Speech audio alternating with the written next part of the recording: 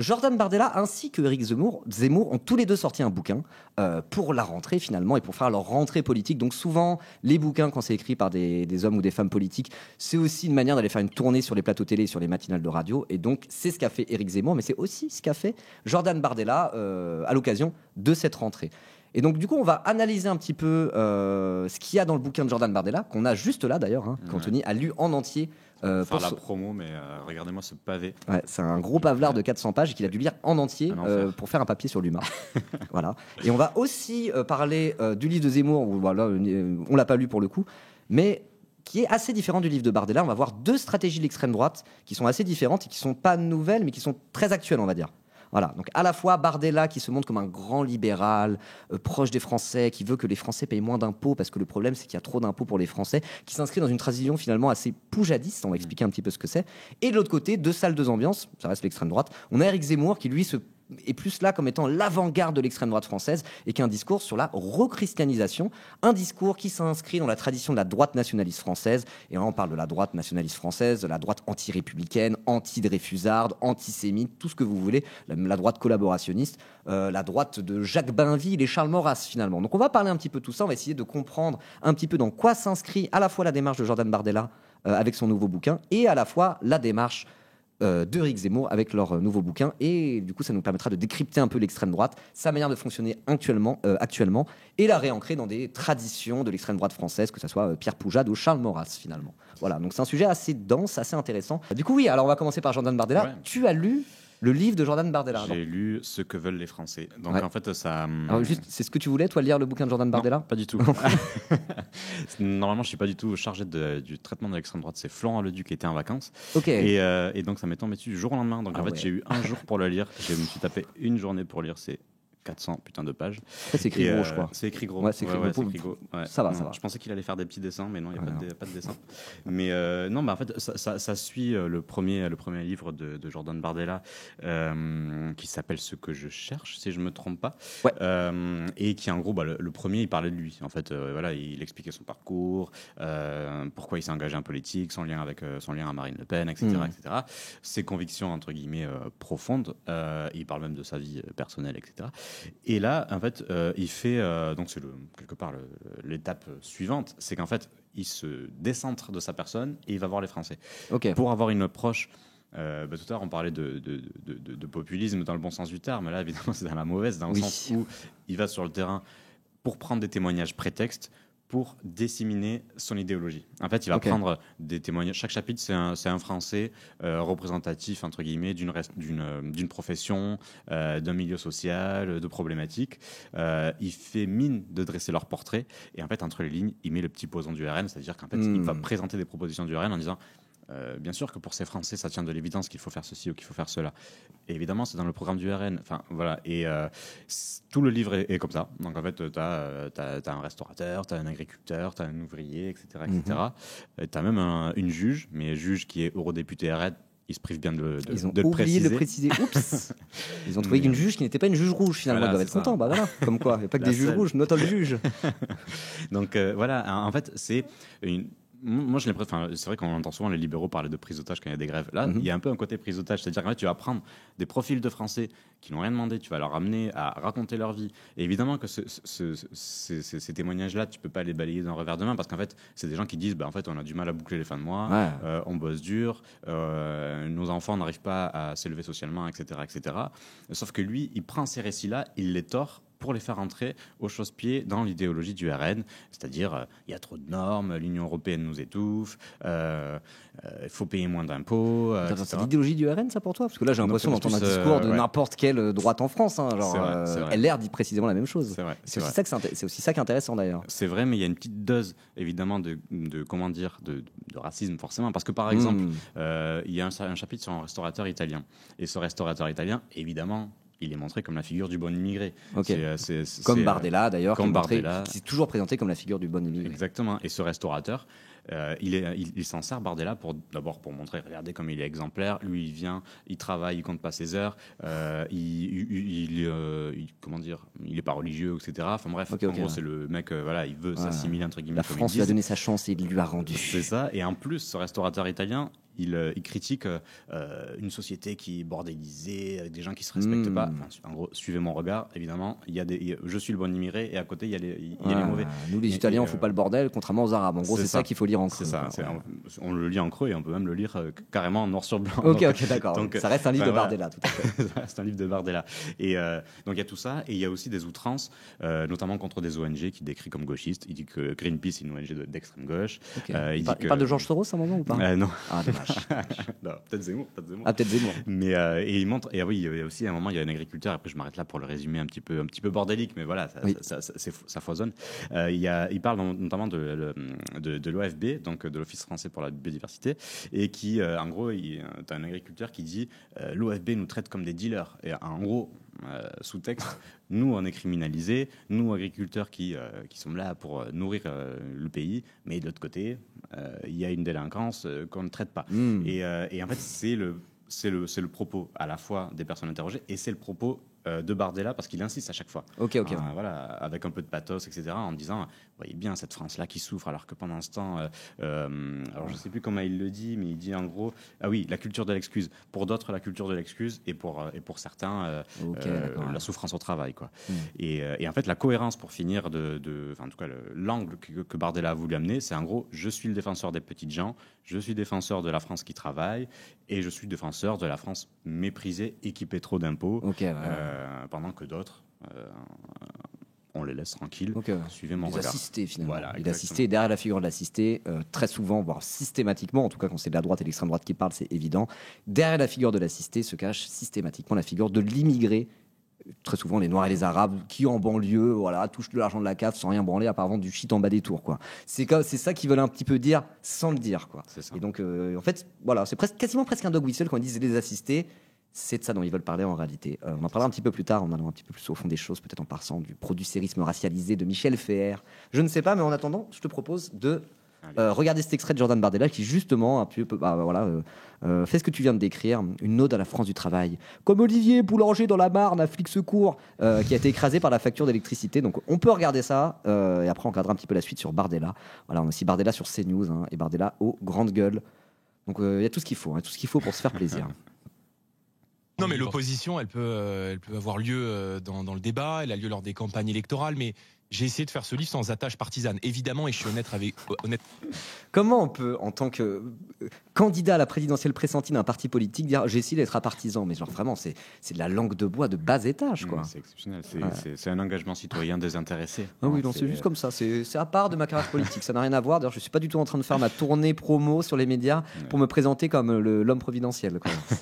D'ailleurs, c'est intéressant parce que c'est le récit qu'essaie de porter aussi le RN tout autour de Bardella. Oui, c'est quelque chose qui lui tenait à cœur, voilà, d'aller sur le terrain, d'aller rencontrer les Français, des vrais récits, de les porter vraiment sur les plateaux où on n'entend pas ces Français-là, et notamment, en fait, pour la petite histoire, en fait, pour avoir le bouquin quand on est journaliste, il faut aller au siège du RN un jour précis, dans une heure précise, et on est reçu par le directeur de la communication du RN, et qui... Siège du RN qui est dans le 16e arrondissement de Paris, comme par hasard. Voilà. Le parti du peuple, mais quand même, c'est dans le quartier le plus bourgeois de France.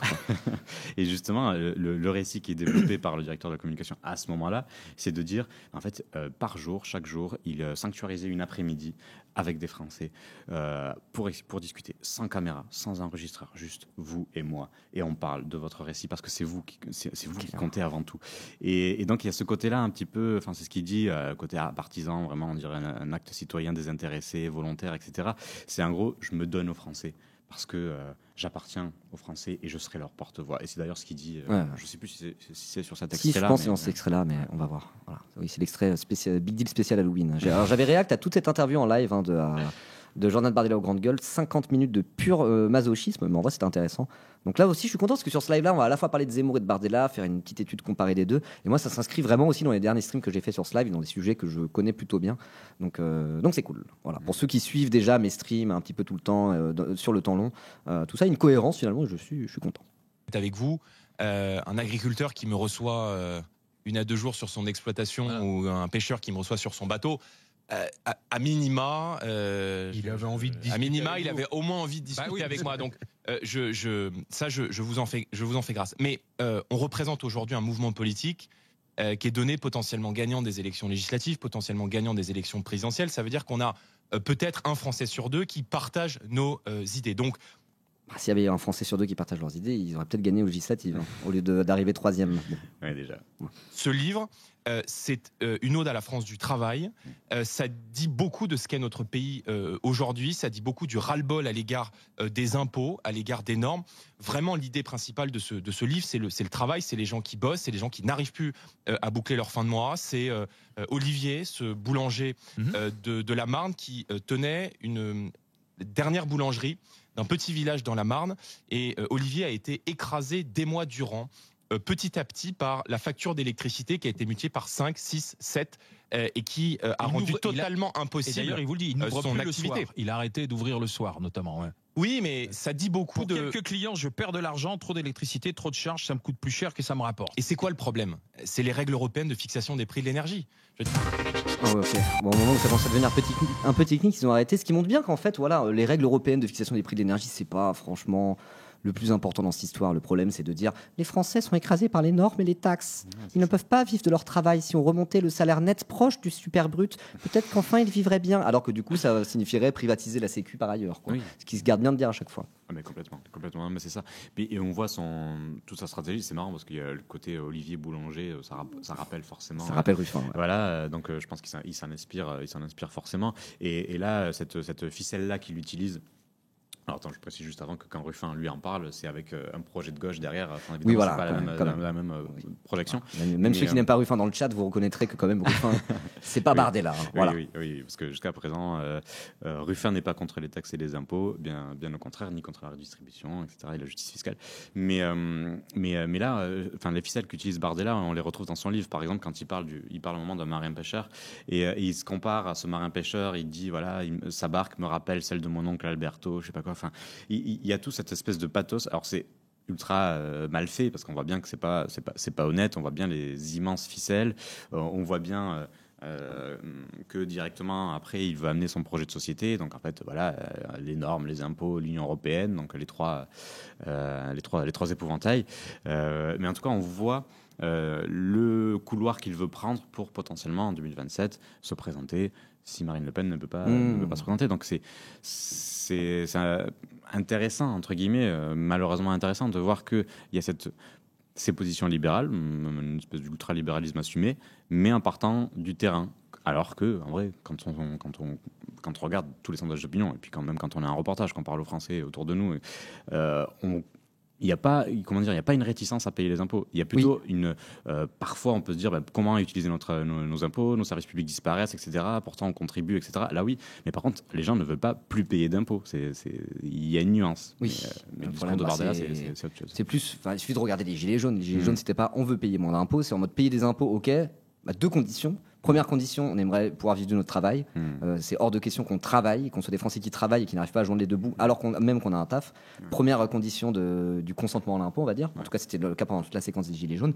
Deuxième condition aussi très importante, eux, ils disaient il faut que les petits payent petits et que les gros payent gros, ce qui est littéralement le principe de la progressivité de l'impôt, qui est un principe qui a été introduit par Joseph Caillaux en 1914 déjà, donc il y a 111 ans. Voilà. J'ai fait mes devoirs sur la fiscalité redistributive aussi.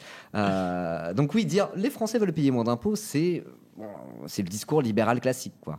C'est le discours libéral classique qui n'a même pas forcément toujours été le discours du RN, puisque le RN sous Marine Le Pen n'avait pas forcément ce discours-là. Et là, on commence à voir un petit peu une stratégie très libérale, très pro-business, très LR compatible finalement de la part de Bardella, qui s'éloigne un petit peu de la stratégie on va dire, de dédiabolisation et populiste à se faire croire un vaguement de gauche économiquement qui était promu par Marine Le Pen depuis déjà une dizaine d'années, quoi. Et est-ce que ça... Finalement, ça serait pas aussi le vrai retour aux sources du RN, le retour au poujadisme. Tu connais un peu toi le sujet du poujadisme? Tu pourrais l'expliquer en quelques mots? J'ai toujours du mal à expliquer ce que c'est. J'aurais un peu de mal là. C'est pas évident. Enfin, je vais pas forcément m'y risquer, j'avoue. Je sais pas si toi tu as envie de t'y risquer là. Si, alors juste historiquement, Pierre Poujade, c'était un député, un leader politique d'un parti, je sais plus comment il s'appelait, mais en gros, maintenant on dit le poujadisme par rapport à Pierre Poujade, qui était du coup au moment de la 4ème République. un petit peu avant la Ve République, donc dans les années 50, grosso modo. Et c'était un mouvement qui considérait que les petits commerçants, les petits patrons, les petits artisans, c'était le cœur battant de la France et qui payaient trop d'impôts et que voilà, il fallait faire une politique pour les petits artisans et les petits commerçants et pas pour l'ouvrier exploité. Par contre, ça, ils s'en foutaient. Ouais. Et donc, il y avait cette idée-là, et avec cette idée de vraiment décrire une vraie France par rapport à cette espèce de fausse France, et c'est ça qu'il classe plutôt du côté de l'extrême droite. La vraie France, le cœur battant de la France, le pays réel, pour reprendre des mots de Charles Maurras, par exemple, grand théoricien du nationalisme intégral du début du XXe siècle, condamné à perpétuité pour collaboration. Donc voilà, il y aurait ce pays réel qui est la France des petits artisans, des petits commerçants, par rapport à cette espèce de pays administratif, de fonctionnaires cosmopolites, quoi. Et donc du coup, ce qui est intéressant, c'est que Jean-Marie Le Pen a commencé sa carrière politique en étant député de la 4e République, avant la guerre d'Algérie, où après il a été torturé des Algériens, en étant un député poujadiste. Et donc au final, est-ce que ça serait pas un retour aux sources poujadistes de cette extrême droite-là, le péniste, que nous fait Bardella, quoi? On peut se poser la question, et c'est vrai que c'est toute la trame, toute la... Alors, juste, je t'attends un tout petit peu. On m'a soufflé à l'oreillette par SMS que nos sons étaient un tout petit peu différents, que moi, on m'entendait un petit peu plus qu'Anthony. Alors, j'ai modifié un peu sur la table de mixage, j'ai poussé un petit peu son son, baissé un peu le mien. Dites-moi si c'est bien équilibré, si jamais il y en a un qui parle plus fort que... Enfin, s'il y en a un qui a un son plus fort que l'autre, n'hésitez pas à le dire. Voilà. Parfait. Mais ouais, c'est vrai que cette ligne poujadiste, c'est un petit peu le fil rouge du bouquin. Et avec, comment dire, en fait, il l'assume totalement parce qu'en fait, il montre, tu le disais, en gros, la vraie France, la France réelle, voire même la France éternelle, on pourrait même l'appeler comme ça, si on continue dans le vocabulaire d'extrême droite. Et en gros, ce qu'ils disent, c'est qu'en d'abord, cette France est pressurisée, etc., etc. Et quand elle réussit, elle est mal vue. Enfin, il y a aussi ce discours-là qu'on entend souvent dans la bouche de la droite et de l'extrême droite. Et à un moment, il y a un chapitre sur une entrepreneuse, si je ne me trompe pas, et il explique cette réussite qui fait de vous un coupable dans ce pays. Enfin, il y a ça. En fait, soit ça fait de vous un coupable, donc une personne suspecte, soit ça fait de vous quelqu'un qui est étouffé par les normes et qui ne peut pas s'en sortir. Donc, dans tous les cas, vous êtes perdant. Et donc, en fait, oui, voilà. Enfin, je pense que c'est cette traduction-là concrète du poujadisme que tu as bien expliqué. Ok, ouais. Donc, ça s'inscrit aussi dans une stratégie de séduction du patronat et des milieux du business qui là s'opère depuis cette fameuse dissolution de 2024, il y a à peu près 1 an et demi, parce que justement l'extrême droite, enfin le Rassemblement national s'est dit on est aux portes du pouvoir, qu'est-ce qu'on doit faire maintenant? On doit rassurer les marchés financiers, on doit rassurer les milieux patronaux, parce que sans ça, ils vont pas trop nous laisser gouverner. Et là-dessus, ça rappelle un petit peu d'ailleurs ce qu'un certain Adolf Hitler a fait dans les années 30. Si vous voulez vous intéresser un petit peu à ça, allez écouter des podcasts ou lire directement des livres de Johann Chapoutot, que vous connaissez probablement, un historien spécialiste du nazisme qui a beaucoup insisté là-dessus, qui a encore sorti un bouquin, entre autres sur ce thème-là, qui s'appelle Les Irresponsables l'année dernière. Donc voilà, il y a à la fois ce retour aux sources poujadistes, on va dire que cette vision de l'économie, de l'impôt en France n'est pas nouvelle. Il y a une tradition d'extrême droite autour de ça. Et en plus, ça correspond à ce moment où à partir de 2024, le RN a un peu commencé à changer son fusil d'épaule pour aller séduire les milieux patronaux et essayer aussi de récupérer l'espace qui, jusque-là, historiquement, est occupé par la droite bourgeoise classique, on va dire LR et UMP avant, quoi. C'est ça. Et on va voir avec l'extrait suivant, mais c'est la traduction de ce discours-là en essayant de le masquer par c'est ce que veulent les Français, c'est ce que pensent les Français, et c'est la voix profonde de notre pays. Et en fait, on est là.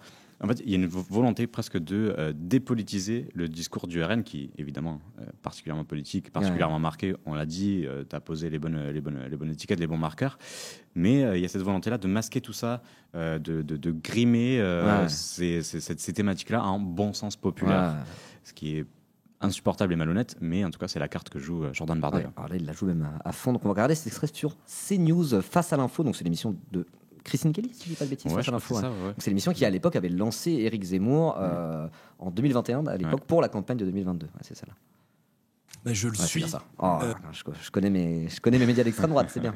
Je suis leur porte-voix, précisément. Et si je suis ici devant vous ce soir, d'abord, c'est parce que vous avez eu la gentillesse de m'inviter pour parler de ce livre, mais c'est surtout parce que j'ai été élu parlementaire à 2 reprises, et que je suis président d'un mouvement politique qui est aujourd'hui donné gagnant potentiellement d'une élection législative. Attends, faudrait savoir, c'était pas un bouquin apartisan? Ouais. Il y a un mélange des genres, là, c'est pas très cohérent tout ça. J'ai pas suivi. C'est aussi l'élection présidentielle. Et donc, si je suis devant vous ce soir, c'est précisément parce qu'on est la voix de ces Français qu'on n'entend plus.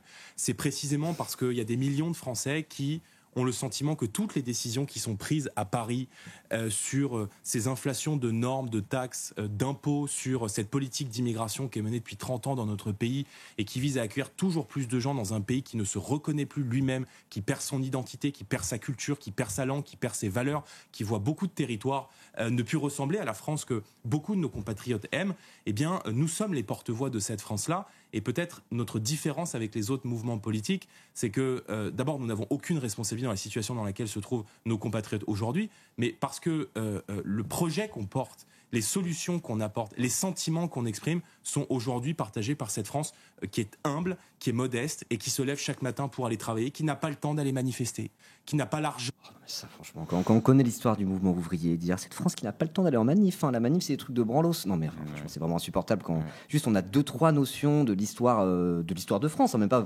franchement de l'histoire ouvrière de la France. Voilà, il n'y a pas besoin d'être abonné à l'UMA depuis 40 ans. Pour savoir que c'est la classe ouvrière qui fait grève, qui manif. Enfin, genre, je sais pas. Non, mais bien sûr. Ouais. C'est insupportable, vraiment. Entendre ça quand on est de gauche, c'est insupportable parce qu'effectivement, il fait ce truc de maquiller ça comme étant du bon sens. Et c'est vrai que la stratégie, hélas, fonctionne assez bien parce que c'est vrai que beaucoup de Français se sentent un peu assommés par les impôts, etc. Quoi. Donc, ouais, et puis ils sont surtout matrixés par le travail, quoi, aussi. Oui, il y a ça aussi. Je pense que la question du travail, d'ailleurs, à gauche, de la France insoumise au Parti communiste, au Parti socialiste et aux écologistes, on parle du travail de plus en plus, particulièrement ces dernières années, parce qu'on sent bien qu'il y a une aspiration à avoir un retour sur son travail, forcément, à avoir plus de dignité aussi au travail. Enfin bref, s'y retrouver davantage. Quand on donne, on veut recevoir. Et quand on contribue, on veut bénéficier aussi de services publics. Enfin, ça, c'est le pacte républicain classique. Le problème, c'est qu'il tord tout ça pour le faire entrer dans son idéologie. Parce qu'évidemment, parler de la France oubliée, comme il le dit, oui, évidemment, il faut toujours parler des oubliés. Enfin, ça, c'est pas la question. Le problème, c'est qu'il tord ça en montrant que... oui, les gens ne veulent plus contribuer, ils veulent plus payer de taxes, ils en ont marre des normes, ils en ont marre de l'Union européenne, ils en ont marre des élites.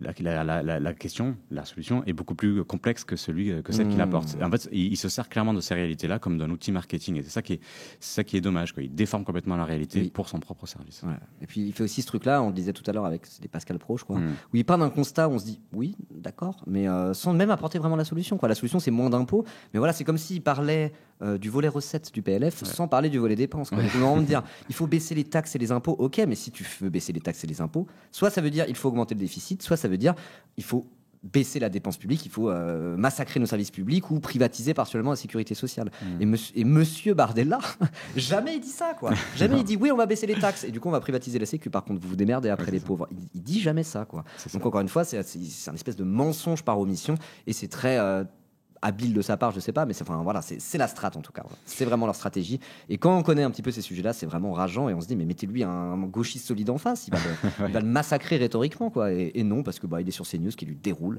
le tapis rouge, quoi. Le Grande Gueule, c'était pareil. Et j'ajoute même à ce que tu dis, c'est qu'en plus il y a ce mensonge, mais il y a aussi un mélange absolu de toutes les thématiques et parfois ça veut tout et rien dire de les mettre ensemble. C'est-à-dire que là il parle par exemple de une France qui perd sa culture, son histoire. Je ne sais plus ce qu'il dit, mais bref, il essaie de surfer aussi sur l'insécurité culturelle, tout en parlant du travail, etc. Enfin, tout ça, je veux bien qu'il y ait des sujets sur l'un ou l'autre thème, on peut en parler, on peut apporter des réponses de gauche, etc. Pourquoi pas. Mais là, en fait, il fait une espèce de gloopy-boulga qui veut absolument rien dire.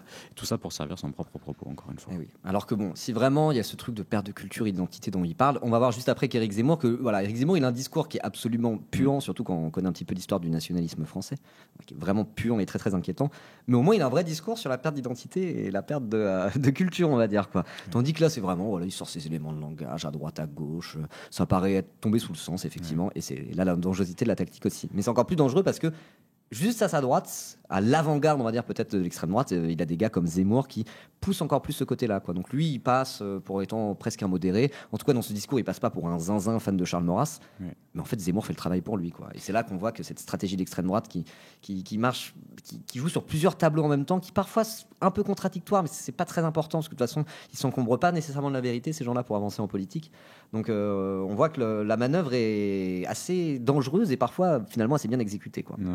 Et j'ajoute à ça, c'est que, comme tu dis, quelque part, ils essaient de parler d'insécurité culturelle d'une certaine façon par différents biais. Ouais. Zemmour, il va comme un dingo en parlant de christianisation, etc. Enfin, on va en parler. Mais Bardella, par exemple, dans son livre, lui, il en parle par un autre véhicule, c'est la baguette de pain, par exemple. Il prend ce symbole-là en disant en France, il y a de moins en moins de baguettes, il y a de plus en plus de points chauds, donc pas de vraies baguettes, etc. Ce qui montre bien à quel point la culture française est en train de s'étioler, notre savoir-faire, etc. Enfin, vous voyez bien le lien qui vient après. Forcément, c'est la France s'efface. Des boulangeries. Voilà. Il y a plus, c'est du jambon de dinde, moi, mon jambon beurre maintenant. Alors qu'en vrai, une réponse peut-être un peu plus intelligente à tout ça serait dire le problème, c'est aussi le capitalisme financiarisé et libéral qui fait que normalement avoir des points de vente de multinationales du pain fait dans des usines, c'est plus rentable pour la bourgeoisie que des petits artisans, quoi. Donc c'est pour ça, si vraiment vous voulez être dans la défense des petits artisans et de la France des villages et des indépendants, soyez un peu plus anticapitaliste que ça, ou au moins régulationniste, ça serait un petit peu plus sincère. Mais bon, après ils ont une seule et unique solution à tout ça, c'est plus de racisme et moins d'impôts. Donc bon, je te propose de regarder la fin, mais en vrai, après on va commencer parce que là il commence à être tard. En vrai, après on va passer à la dernière partie vraiment le deuxième volet de cette séquence sur Zemmour. Pour se mettre en retrait de son travail et organiser des mobilisations sociales qui parfois s'expriment le dimanche lorsqu'il y a une élection, mais qui le lendemain matin doit retourner travailler. Et c'est cette France-là, cette France qui travaille tôt, cette France des salariés, des fonctionnaires, des petits patrons, des chefs d'entreprise, des on a mis les fonctionnaires quand même dedans. Okay, artisans, des commerçants, des apprentis, dont j'ai voulu être à la fois l'oreille et désormais le porte-voix, parce que au fond, moi j'ai grandi dans une cité modeste. Il a interviewé une fonctionnaire dans son bouquin, une magistrate qui est du coup eurodéputée RN. Voilà. Donc la seule fonctionnaire qu'il a interrogée, c'est une collègue à lui en fait. Okay. Sachant qu'en plus c'est le chef de file des eurodéputés officiellement, Bardella. Ouais. Mais il l'a rencontré à cette occasion, je pense. Oui, il a peut-être déjà jamais vu avant. Seine-Saint-Denis. Je dresse aussi dans ce livre, et les Français qui me feront l'honneur de me lire découvriront aussi le portrait de ma mère, qui a été ATSEM toute sa vie, qui est aujourd'hui en retraite. ATSEM, c'est assistant pour les profs dans le primaire, principalement. Et ça, c'est vrai. Alors là, il parle de sa mère qui a été ATSEM toute sa vie. Son père est petit patron dans les distributeurs automatiques de boissons et de barres de céréales aussi, tout ça. Et son père habite dans la très chic ville de Montmorency, une des villes les plus riches du 95, du Val d'Oise, sachant qu'il était en garde partagée entre sa mère et son père. Il faisait tous les mercredis et tous les week-ends chez son père, c'était pas un week-end sur deux. Et pour ses 18 ans, il a quand même eu une Smart et un beau voyage à Miami. Il était en lycée privé catholique avec vraiment la jeunesse dorée, je sais pas, mais avec la jeunesse de Saint-Denis qui fait des études, en tout cas, à minima. Donc voilà, toujours son même storytelling de ma mère était pauvre, j'ai grandi au bas des blocs, entre les règlements de compte, à vendre du shit. Bon, arrête de te foutre de notre gueule 5 minutes, pitié, quoi. J'ai fait l'école de la vie. Ouais, j'ai fait l'école de la vie comme Léa Seydoux. Oui, il a fait un peu l'école de la vie comme Léa Seydoux, c'est-à-dire pas tant que ça, quoi. Non. Qui a beaucoup donné, qui a beaucoup souffert, qui part à la retraite le dos brisé, mais qui l'a fait d'abord par volonté d'éduquer son fils, de lui transmettre des valeurs, de faire en sorte qu'il ne manque de rien. Mais cette France de la débrouille, cette France où compter veut dire quelque chose chaque minute, chaque heure, eh bien aujourd'hui plus personne n'en parle, et moi j'ai voulu parler d'eux. Mais j'ai aussi voulu... Plus personne ne parle des pauvres, oui, d'accord. Et j'en termine, parler de ces élites entrepreneuriales, de cette France qui a réussi à tout bâtir de ses bras. Et je dresse aussi le portrait de chefs d'entreprise qui sont partis de rien, qui ont tout construit, malgré les entraves que met aujourd'hui le système français dans la vie des chefs d'entreprise, et qui fait je dirais la fierté de notre savoir-faire à la fois en France mais aussi en Europe et dans le monde. Ok, d'accord. Donc moi je veux faire l'union entre le pauvre français smicard qui est dans la débrouillardise et compte chaque centime pour nourrir sa famille et nos élites entrepreneuriales, parfois milliardaires. Ouais. Ce qui lui fait un point commun avec Mussolini en réalité en Italie qui lui disait plus clairement, il disait la lutte des classes c'est de la connerie, il faut une unité derrière la nation entre la bourgeoisie et le prolétariat italien. Ouais, non, mais ça Donc là voilà, un héritage poujadiste et Mussolini finalement. Ça s'y rapproche, et puis il y a ce discours-là de ces petits patrons qui se sont bâtis d'eux-mêmes avec leurs mains, etc. Et donc, en fait, j'imagine qu'ils parient sur ça en se disant ça va parler forcément aux gens, aux travailleurs, du coup, qui se donnent, qui comptent pas leurs heures et qui ont forcément comme rêve de s'élever socialement. Et en fait, ils doivent avoir envie de créer une espèce de passerelle, disons, entre ces deux destins, entre ces deux existences. Mais oui, comme tu le dis, ça rappelle ces projets de société-là un peu particuliers. Ouais. Alors qu'il y a un autre projet de société qui normalement est au service justement de la France ouvrière, de la France qui galère, la France des travailleurs finalement. Bah, c'est le communisme. Voilà, on vous l'apprend pas à l'humain, j'espère. Et donc il a aussi, voilà, il a taclé un peu les communistes quand c'était aux grandes gueules. On a sélectionné cet extrait sur la taxe Zuckman. Enfin, vous allez voir. J'espère qu'il le dit au début de l'extrait parce que j'ai la flemme de me taper les 2 minutes et il faudrait avancer un petit peu. Mais voilà ce qu'il dit de la taxe Zuckman. Vous allez voir, c'est bon. Enfin, c'est pas une question de savonner la planche à le cornu. Si, je veux dire, le cornu, c'est pas mon Zuckman, il va avoir sujet. du mal avec sa Zuckman Light. S'il rajoute la Zuckman Light à ce que vous avez fait hier. Donc la Zuckman Light, c'était la taxe de compromis d'une taxe, le compromis sur la taxe Zuckman qui serait une taxe Zuckman allégée entre le Parti socialiste et le cornu. De toute façon, cette taxe a été rejetée à l'Assemblée nationale, donc c'est plus trop d'actualité. Mais juste regardez ce qu'il a à dire sur la taxe Zuckman, c'est savoureux. Là, la droite va hurler, les financiers vont hurler, tout le monde va hurler. Donc, mais je suis opposé, moi, Zuckman, Red, Zuckman Light, je suis opposé à tout ce qui vient d'abord de Gabriel Zuckman.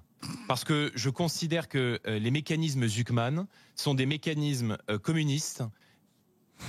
Voilà, des mécanismes communistes. Donc rappelle quand même que la taxe Zuckman, c'est une taxe qui sert à corriger la régressivité de l'impôt par rapport aux revenus pour les 0,01% des Français les plus riches. Donc c'est vraiment une taxe plancher corrective sur une régressivité anormale par rapport à l'impôt sur le revenu. Donc vraiment, c'est assez technique finalement. On est loin d'être sur le communisme, quoi. On parle même pas de rapport à l'appareil de production ou quoi que ce soit. Ah non, c'est pas de l'expropriation. Hein. Ah non, c'est après, pas. On voit à son visage qu'il sait pas exactement ce que veut dire communisme. C'est vrai. Attends, mais ça veut dire quoi? Là, il fait sa tête de Bardella confus. Il fronce un peu les sourcils comme ça.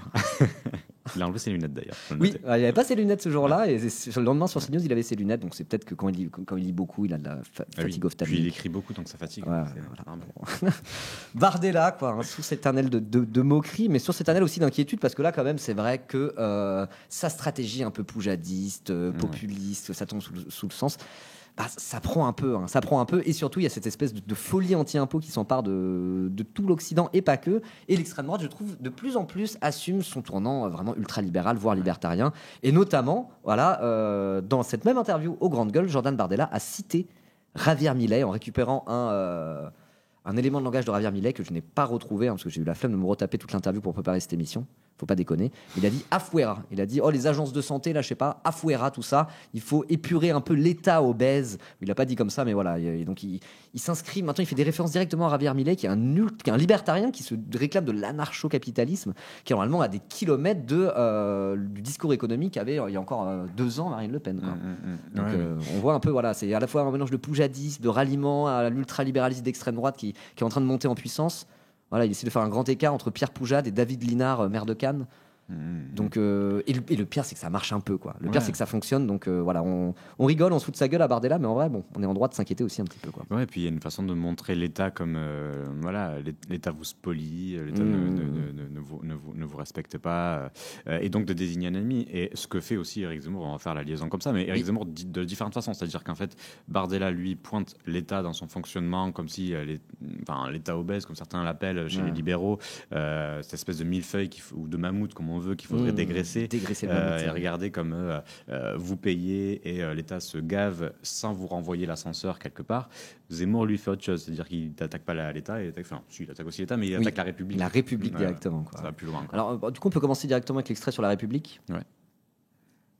C'est celui-là, je l'avais gardé en dernier, mais on va le regarder en premier, ça change pas grand-chose. Hein. Alors, République, voilà, il parle aussi de l'islam dedans, évidemment. C'est Éric Zemmour. Donc oui, voilà, il y a eu la sortie du bouquin de Jordan Bardella, donc un bouquin qui est un peu libéral, poujadiste, populiste. Hein, je crois que c'est 3 adjectifs qui conviennent bien. Mais à côté de ça, Zemmour, dans une autre stratégie, mais qui s'inscrit aussi dans l'extrême droite française, décide de parler de rechristianisation. Donc il avait sorti déjà un bouquin qui s'appelle « La France n'a pas dit son dernier mot ». Et là, c'est la messe n'est pas dite. Donc à chaque fois, c'est des espèces d'annonces en mode vous allez voir ce que vous allez voir. Et voilà, il se situe presque un peu à l'avant-garde médiatique de l'extrême droite française qui avance des nouveaux thèmes. Et donc dans son dernier bouquin, c'était vraiment de dire ok, vraiment on est des gros nationalistes, islamophobes, xénophobes, le grand remplacement. Mais ça n'avait pas jusqu'à renouer totalement avec la tradition catho-tradie et anti-républicaine de l'extrême droite et la droite nationaliste française. Et là, il l'assume de plus en plus. C'est cohérent quand on regarde un peu toute la carrière de Zemmour. Et c'est cohérent, on peut pas lui enlever la cohérence à Éric Zemmour. Mais là, ça commence à être vraiment flippant. Et c'est presque comme si le dernier verrou sautait. Ils assument l'affiliation entre des gens comme Charles Maurras de l'Action française, donc un grand intellectuel d'extrême droite qui était royaliste, anti-républicain, antisémite et collaborationniste, ce qui fait quand même beaucoup, sacrée liste de courses. Et Éric Zemmour commence à assumer totalement cet héritage et cette filiation. ce qui est quand même assez effrayant. Et donc là, on le voit, déjà, on va parler de rechristianisation après, mais par rapport à son rapport à la République, vous allez voir dans cet extrait, c'était il y a quelques jours, c'était peut-être avant-hier ou quelque chose comme ça, sur LCI, face à Darius Rochebin, où il dit littéralement la République, c'est de la merde, quoi. La République détruit la France. Il a un discours un peu comme ça. On se croirait soit en 1790, quoi, ou en 1890, quoi. En tout cas, on se croirait au moins au 19e, voire au 18e siècle. Donc, on va vous montrer ça. C'est quand même assez épatant de voir que ce discours peut exister sur les plateaux télé en 2025. C'est assez inquiétant. Je cite une phrase de Chateaubriand absolument magnifique. C'est marrant, ça. Alors, juste petite... Bardella a été interviewé par Darius Rochebin aussi il y a peu. Darius Rochebin lui a demandé alors c'est quoi les grandes figures françaises dont vous inspirez, sauf De Gaulle, sinon c'est trop facile. Et il a dit Chateaubriand. Il a dit je pense que la plus belle œuvre de la littérature française c'est Mémoires d'outre-tombe de Chateaubriand. Donc c'est marrant, à 2 jours d'intervalle, interviewé par la même personne, ils citent tous les deux Chateaubriand pour des raisons différentes. Alors peut-être que Zemmour l'a peut-être un peu plus lu déjà que Bardella, parce que bon, moi je les connais, les gens qui ont lancé une chaîne YouTube Call of Duty en 2015, généralement ils n'ont pas lu Mémoire d'outre-tombe de Chateaubriand. Moi je ne l'ai pas lu par exemple, il faut arrêter de mytho. En tout cas, il y a une petite filiation, enfin Chateaubriand qui était plutôt royaliste, même s'il a un petit peu. Pour le coup, je connais pas du tout. Mais royaliste, mais. En tout cas, c'est début du 19e, Chateaubriand. Ouais, je crois que c'est bien. C'est l'époque de Napoléon un peu après, Napoléon, Restauration. Et donc, plutôt royaliste, mais plus modéré, plus libéral des royalistes, on va dire. Donc, c'était un royaliste. Un peu la Louis-Philippe Ier, quoi. Oui, on peut dire ça comme ça. Donc, c'est la petite filiation, mais je pense qu'il est plus radical que Chateaubriand. On va voir. Qui dit que Voltaire a eu malheureusement le talent de mettre l'incrédulité à la mode. Ok, ça critique les Lumières, on en est là. Le problème en France, c'est les Arabes et les idées des Lumières. On en est là. Mais ça, c'était au XVIIIe siècle. Depuis, la République a fait bien pire, c'est-à-dire qu'elle a entrepris un travail lent et méthodique de déchristianisation. Le socialisme Viviani parlait des lumières qu'on avait éteintes dans le ciel et qui ne se rallumeront plus. Je pense que c'était ça le problème. Et qu'aujourd'hui, nous arrivons à l'aboutissement ou à la fin de cette déchristianisation, au moment où une autre religion, beaucoup plus violente, beaucoup plus belliqueuse, beaucoup plus dogmatique. Alors, je pense que là, il peut être condamné pour avoir dit ça, non? Parce que là, il dit pas l'islam radical ou les frères musulmans ou je sais pas les salafistes ou je ne sais quoi. Là, il dit vraiment l'islam en tant que religion est violente. Ouais. Et dans une interview au Figaro, il a sûrement déjà dit, mais que l'islam n'est pas compatible avec la République. Il dit des choses comme ça et il dit des choses hyper hardcore. Il dit en gros, la prochaine présidentielle se jouera entre une opposition entre le parti de la France, donc qui reposera sur son identité chrétienne. Face au parti de l'étranger. Ok, parti de l'étranger, c'est Charles Maurras qui disait ça justement, typiquement. Ouais. Ok, ouais. Oui, là on tombe les masques. Ok, ouais, on tombe les masques, effectivement. Bon, on va regarder la fin, mais il y a beaucoup de choses à dire là-dessus. Et encore une fois, c'est vraiment précisément le discours historique de l'extrême droite française, y compris l'extrême droite des années 30, y compris l'extrême droite collaborationniste, y compris l'extrême droite anti-dreyfusarde et l'extrême droite anti-républicaine, quoi. Voilà, les camelots du roi, parti royaliste, là où je sais pas quoi, en 1899, a écrit une chanson qui s'appelait À bas la République, vive le roi, et la République, il l'appelait la gueuse. Voilà. Et donc là, ce discours anti-républicain, il a 2 doigts d'appeler la République la gueuse comme un camelot du roi. Mais en big 2025, c'est quand même, c'est fou, quoi. Et que ça passe comme ça et qu'on lui déroule le tapis rouge et que Darius Rochebin ne le coupe pas pour lui dire « Monsieur, vous êtes anti-républicain ». Je trouve ça complètement fou. Ouais. Surtout que quand quelqu'un de gauche vient par exemple défendre l'attaque Zuckman, il est coupé tout de suite en disant mais ça va pas, bolchevique. Oui, voilà, c'est ça. Non, c'est votre point de vue. Ouais, c'est chaud. Bon, pourquoi pas.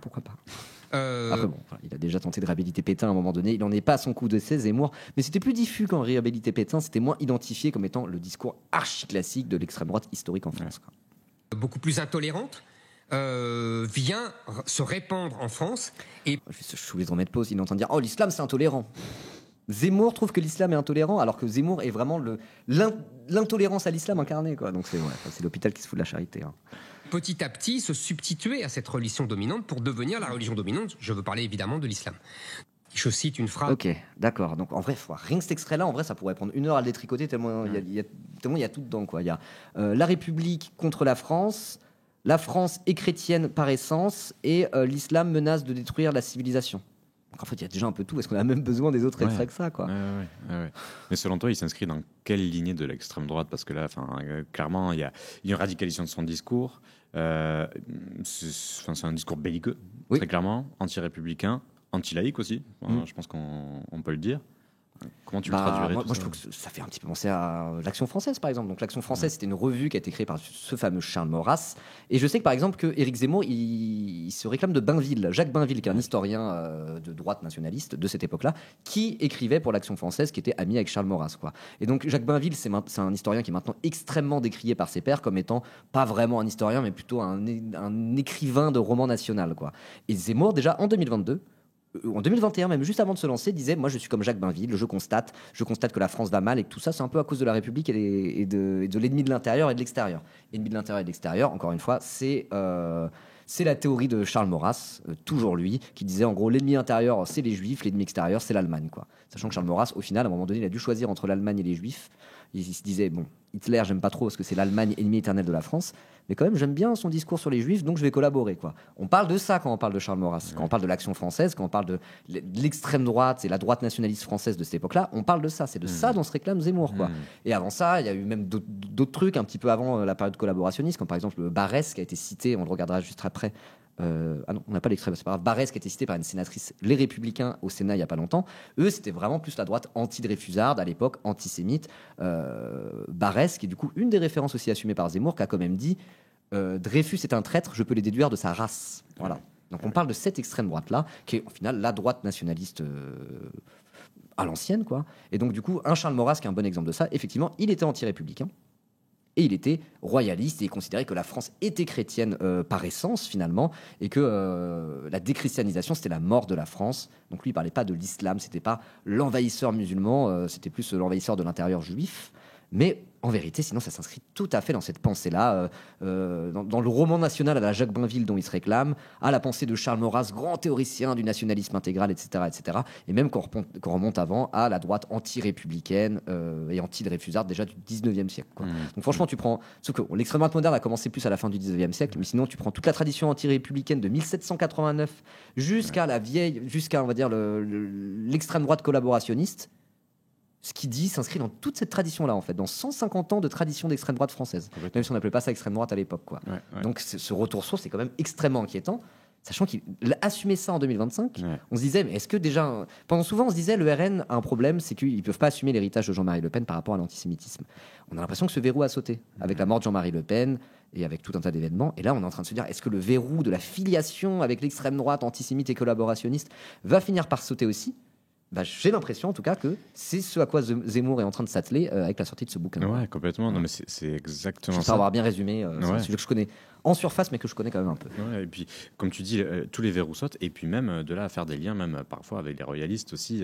Au-delà, par exemple, j'ai vu dans l'interview du Figaro, il cite Clermont-Tonnerre, donc issu d'une grande famille de la noblesse.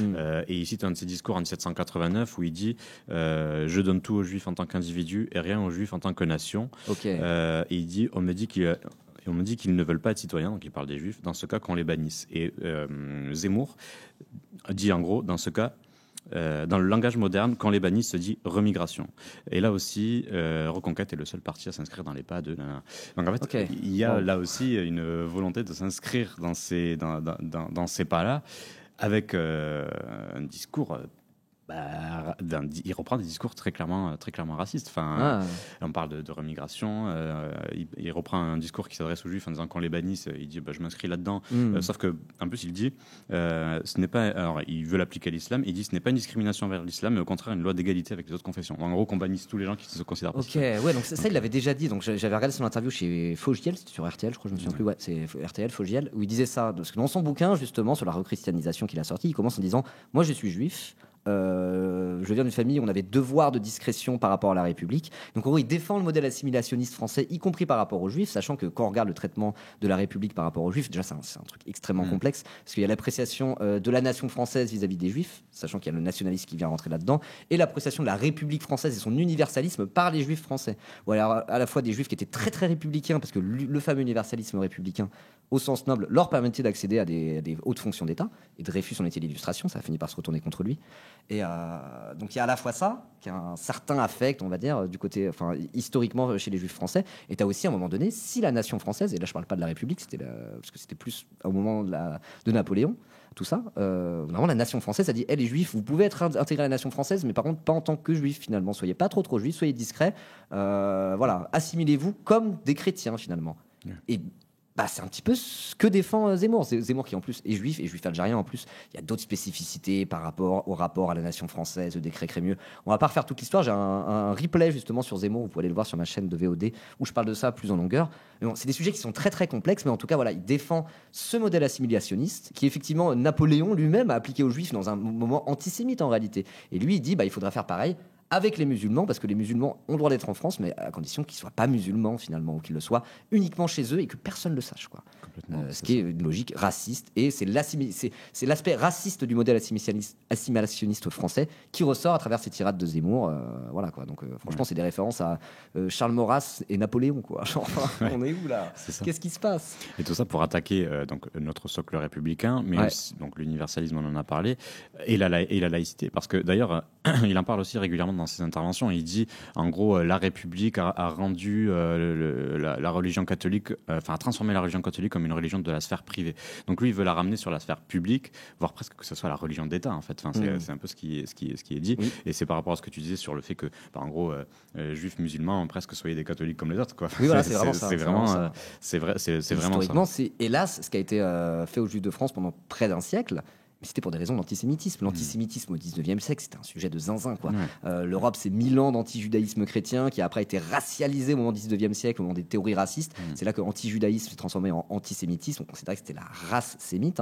D'où la citation de Barès dont je parlais tout à l'heure, que Dreyfus est un traître, je peux les déduire de sa race. Enfin, quand on regarde ce que ça a été l'antisémitisme au 19e siècle, comment ça a été un sujet central en France.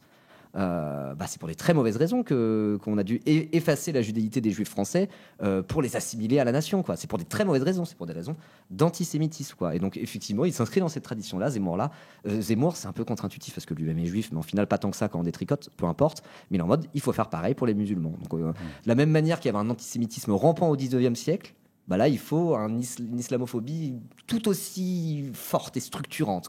Et donc, du coup, là où il arrive à transformer ça en autre chose que de l'oppression, de dire il faut oppresser les minorités, il dit non, la France est chrétienne. Et c'est là que le discours arrive à s'articuler finalement, arrive à avoir une cohérence et à passer sans passer pour un discours de nazi.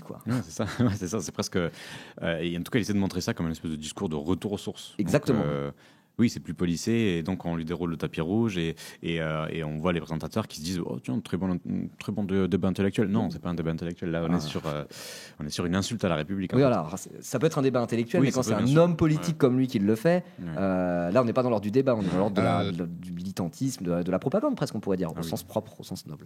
Donc cet extrait, ça c'est toi qui l'avais choisi. Apparemment, il résume très très bien parce que là, il fait vraiment le lien entre rechristianisation, islam, nationalisme, civilisation, etc.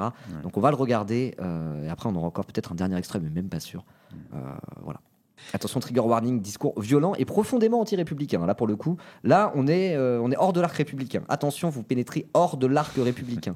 Républicain du chat, trigger warning. Mais quand vous dites islamisation, vous désignez ceux qui pratiquent l'islam? C'est très simple. Alors, je réponds juste un commentaire sur le chat. Arrêtez de nourrir les trolls comme Zemmour SVP. C'est pas du troll ce qu'il fait là, Zemmour. Il est en train de porter un discours qui, au contraire, on a devoir de détricoter parce que c'est un discours qui s'inscrit dans une tradition qui a plus d'un siècle en France. Et détricoter ces arguments comme on le fait, pour moi, c'est pas nourrir le troll Zemmour. Je suis pas sûr que l'extrême droite française là soit en train de regarder ce live de l'humain en se disant oh j'avoue j'avais pas pensé à ça, merci pour la pub.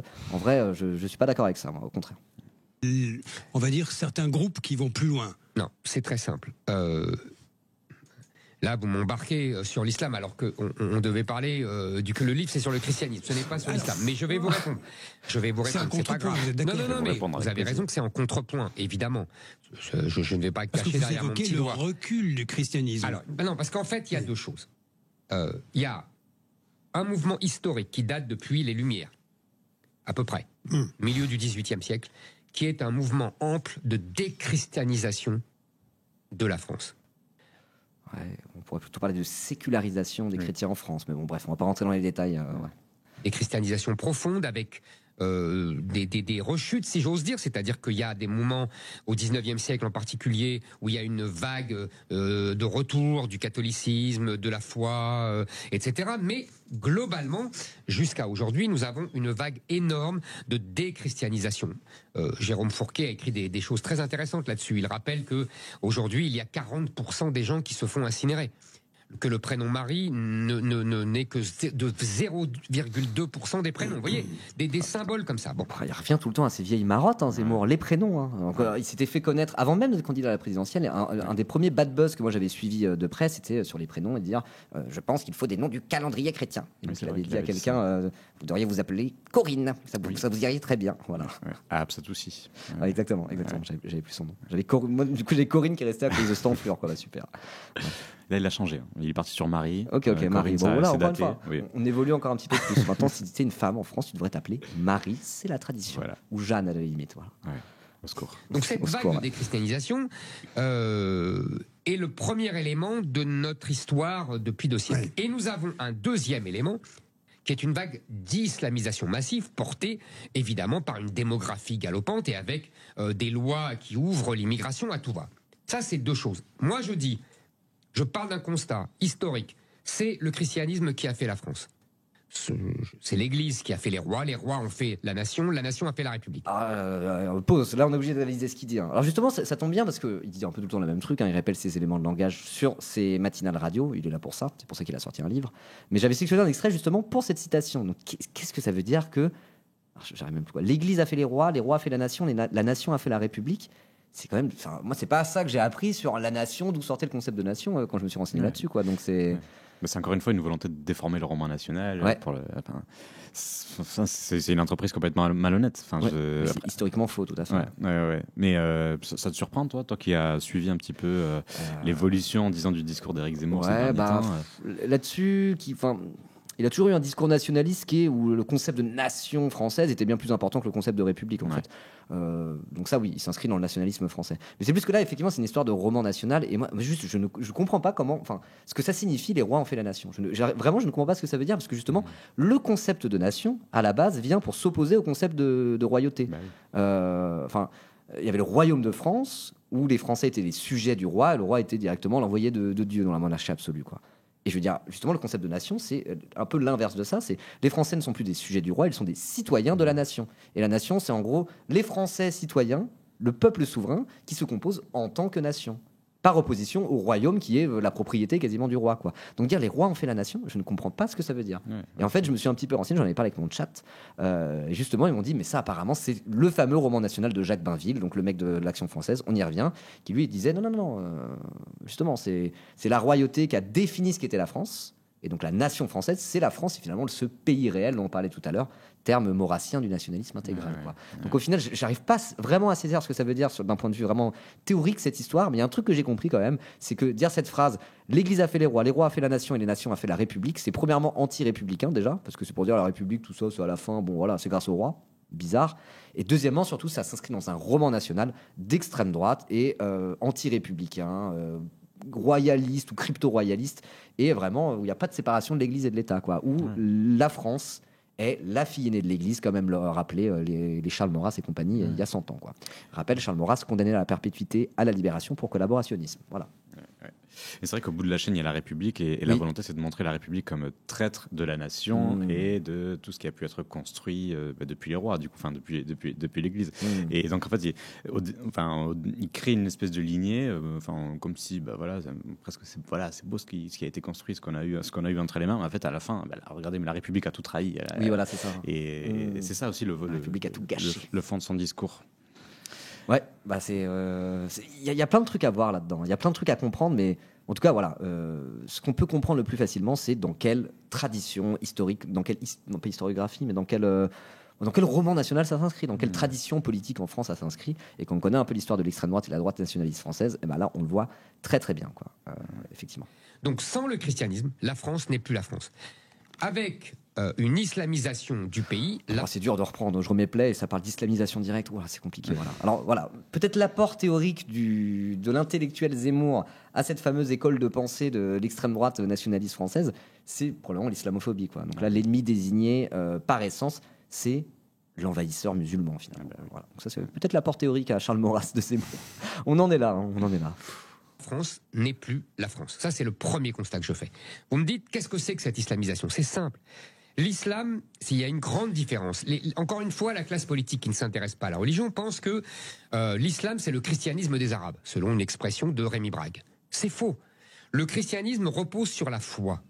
C'est-à-dire la foi individuelle, la foi intérieure, le contact spiritualisé et intérieur entre l'homme et la divinité. C'est ce qui permet l'émergence de l'individu libre dans l'histoire.